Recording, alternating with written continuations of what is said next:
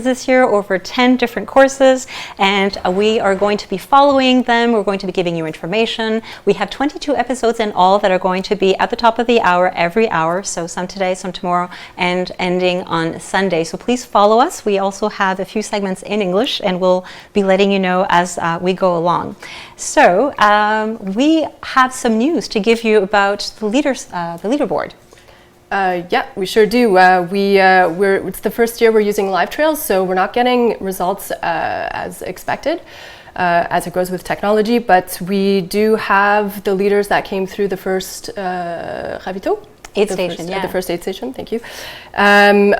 We have Mylène Sans Souci, who's she knows the trails. This is her first time on the long distance, but this is her first time on the 125, and she's leading the pack since the beginning. And we have I'm blanking on the Claudine Souci as well. We have Claudine Souci, who's following Mylène Sans Souci.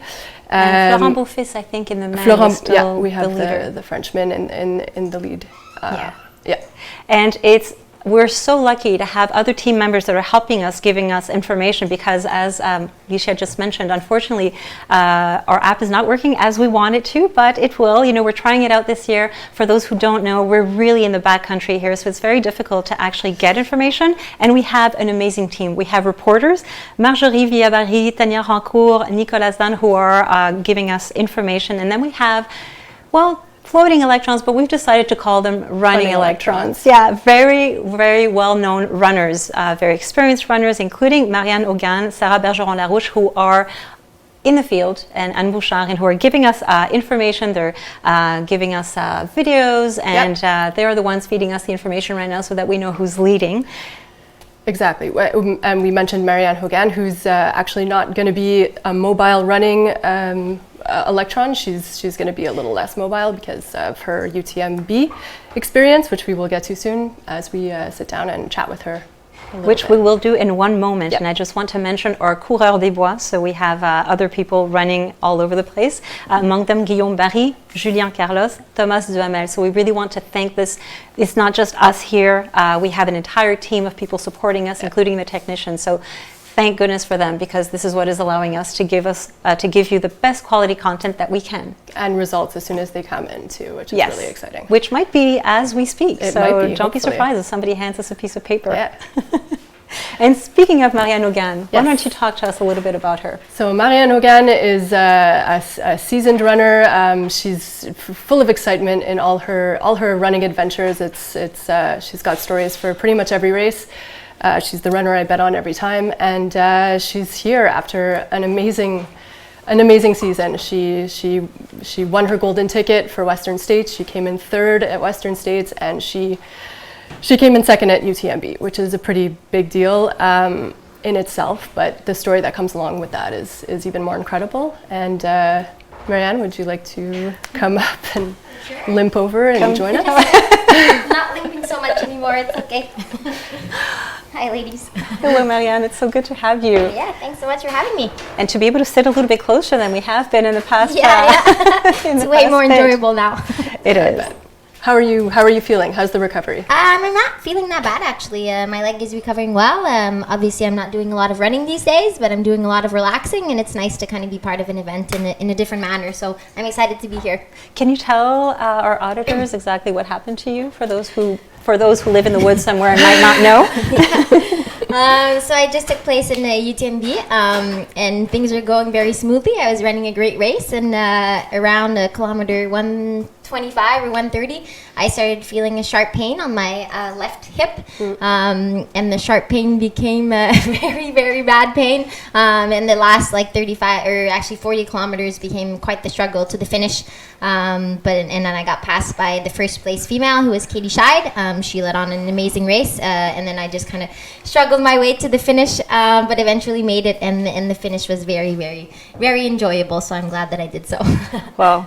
That's pretty amazing. And you're also, you know about this race quite a bit. And we actually forgot to show some videos. So why don't we use the fact that Mariane is with us? Yes, and we could show some videos, and we could ask her to comment on some of them, because you know these courses. Okay, sounds good.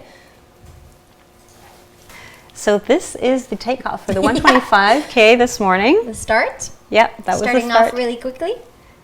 Yeah, that looks like a fast start. Yeah, I think Elliot started off really fast here. Yeah. I'd be He curious to sprinted. know what kind of pace he was running there, those first few meters. Yeah, he's really putting himself in front of the pack. I think he forgot to start his watch there or something. Maybe somebody told him it was a 25K. Yeah, They forgot to yeah. mention that it was 125. And now we see some runners in the actual trails. I think that might be Florent Beaufils. Yeah, that Yeah. is. Also known as Flo Why Not. Yeah. He's at the top, I think, of like the first hill at Le Mont du Lac à la Pêche.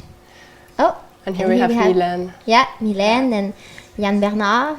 That's right. And still in the first few kilometers, that 4 kilometer stretch that's on the road.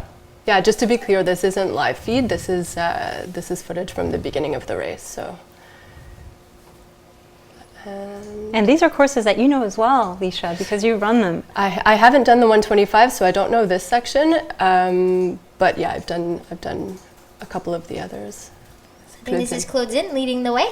I think she was in first here, no? I think she was second. I think she was second. Okay. Yeah, but pretty close to the Looks like first, she's moving probably. very She does well. look like she's in first there. But yeah. Yeah, some beautiful images, and just a reminder that it's actually really warm, very warm for this time of the year and for this part. So it's going to be good for many runners, especially during the night. But for the daytime, it might get a little hot quite quickly. Yeah. And here we have Lin Bessette. I'm really curious to see what she will be doing on this 125. Oh yeah, me too. race. She's legendary on Yeah. Canada Man and on her bike, and she's proven to be pretty solid on the trails too. Yeah. Interesting Yeah, that she's she's bringing looking poles along. Right? Yeah. Yeah, so this I think is on the top of Mont du Lac à la Pêche, one of the first hills that you get to climb on the course, which is very technical and very nice actually. This is why everyone's walking up, Yeah. because this isn't mid-pack. We're still. This is how you enjoy the 1 p.m. start, because when they used to start at like 4 a.m. or something, they didn't see those views, and it's really nice up there. And how technical is the beginning of the race, like the first 5K? Well, the first 4K is not technical at all. It's like on a Okay, gravel it's road, what but we then saw. then you see these routes. It gets technical pretty quickly, actually. Okay. Yeah. There's Lin Bessette using her poles. Poles, yeah. That's why They're she had coming in them. handy. Some amazing footage. Yeah. Why don't you tell us a little bit how you how would you compare the difference between our race here and what you've just experienced? What are the highlights? And Yeah, they're two completely different courses actually. UTHC is very difficult in its own way because it's such a technical terrain. And actually, I've ran Western States, and I ran against some people who were at Western States. Like last year, Katie Asmuth was here, and it was really interesting to hear her talk about UTHC because we're so used to the technical terrain in Quebec. But I think for people who come from the outside, it's very different. So I think that's the main difficulty with the course out here is that it's so technical and it's pretty. There's a lot of elevation gain and elevation loss. So it's a pretty tough course versus UTMB is much more like I'd say rolling, or it's less technical. So you can basically run the whole course in a certain way. well, at least somebody like you can run the whole course in a certain way. No, but I mean, like, it's not technical. Like, it's very, like, it's like, I don't want to say it's a highway, but it's like a clear path that, you know, you don't have to worry about rolling ankles, which is good for me. Speaking of rolling ankles, last year you came in second. You were leading the way for quite a long time, and you twisted an ankle. At what kilometer did this happen? And I twisted it for the first time very early on, like at kilometer 15, and that pulled me back. But the final draw was like at kilometer 80, where it like definitely did almost a 180 or a 360. I don't know how you call it, but that was the end of it for me. From that point on, I was kind of like struggling or limping my way through the finish line, which seems to be a pattern for me. that's it. But you did finish. I mean, I finished. which is amazing in itself. And it's really incredible. We're going to take a small Yeah, of course. interruption because we've got some some pretty great results that just came in from Lac à l'Empêche at kilometer 15.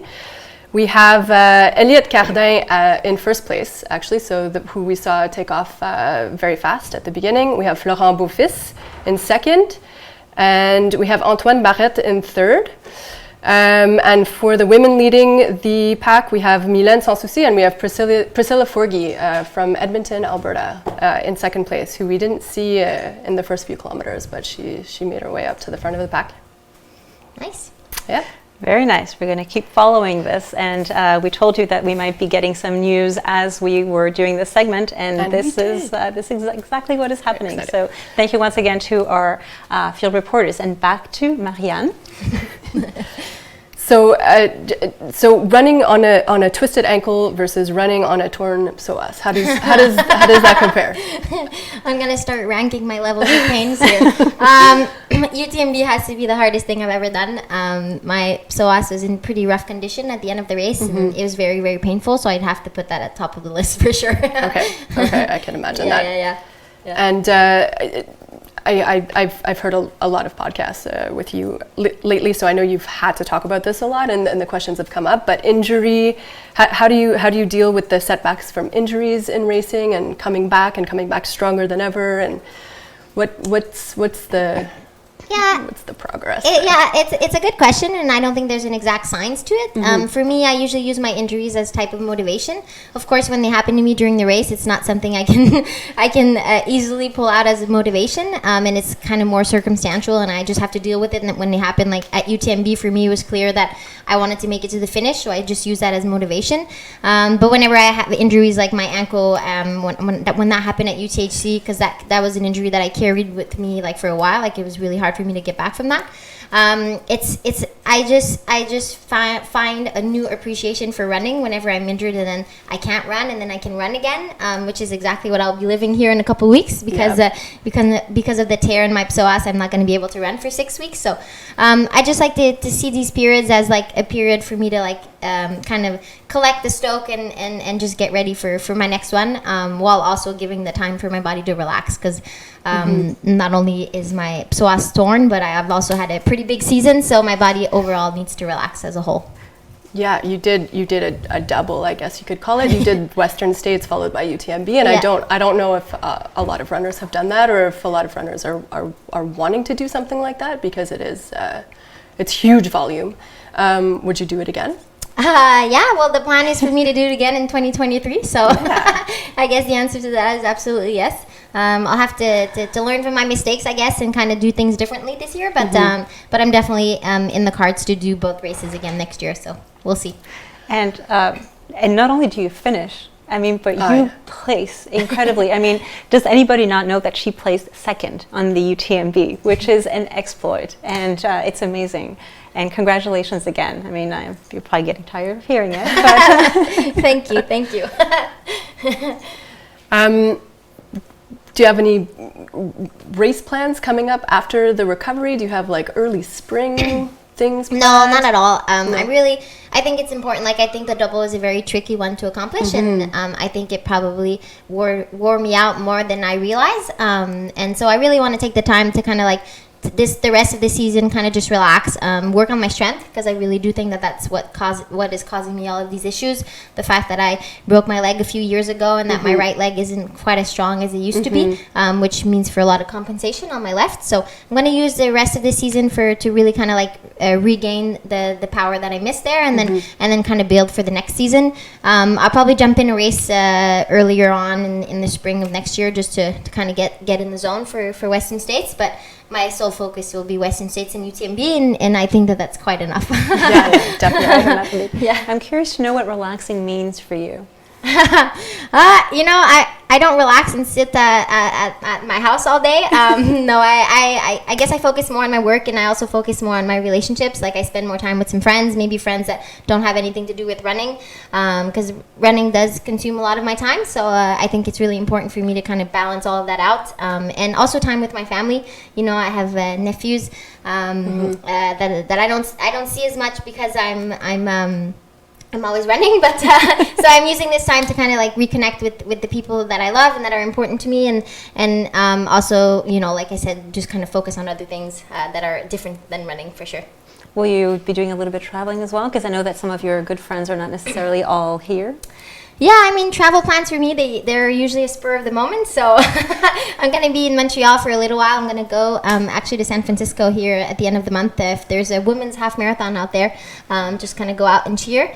And nice. Then I'll probably go out to Boulder, Colorado, where I was living for a little while. I have a lot of friends out there that I want to go see. So I'll go spend some time with them in the month of October. Yeah. Sounds amazing. Thanks. I think so too. I have one last question. On the Colorado note, those are your running routes? Was that track or triathlon? Can you tell us a bit? No, those are my trail routes. Okay. I grew up as a triathlete, then I switched to track, and then when I finished track, I really didn't want anything to do with track anymore. So I moved to Colorado, to Boulder. I lived there for 3 years, and that's really where I fell in love with trail running and ultra running. It's where I discovered the sport. So I have a lot of love and appreciation for the community out there, and I definitely want to go back and kind of spend time with my friends. Awesome. Yeah. Very cool. Well, this brings our session to the end. So join us again at the top of the hour at 5 p.m. for the 5th episode of UTHC TV Studios. Thank you so much for joining us.